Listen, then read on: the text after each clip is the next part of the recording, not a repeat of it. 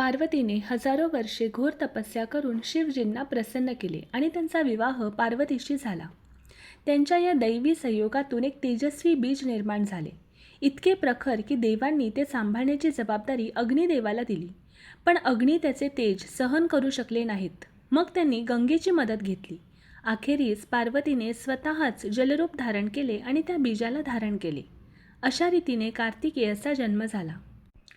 कार्तिकेय 6 मुखांचा होता आणि त्याचे पालनपोषण 6 कृतिकांनी केले. त्यामुळे त्याला कार्तिकेय किंवा षण्मुख असे म्हणतात. दक्षिणेत तो मुरुगन म्हणून पूजला जातो. तो देवसेनेचा सेनापती, शक्तिशाली, ज्ञानसंपन्न आणि सर्व देवदेवतांचा प्रिय आहे. कथा सांगते की कार्तिकेयने एकदा ब्रह्मदेवाला विचारले, ओम या मंत्राचा अर्थ काय? ब्रह्माने 12,000 श्लोकात अर्थ सांगितला, पण कार्तिकेय समाधानी झाला नाही.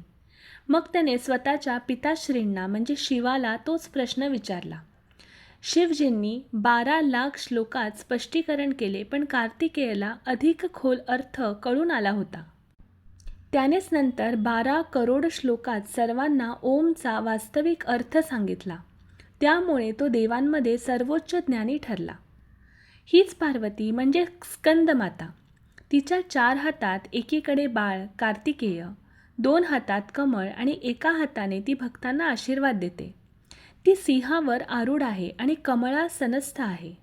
स्कंदमाता ही शक्तिशाली पुत्राची शक्तिशाली माता म्हणून ओळखली जाते.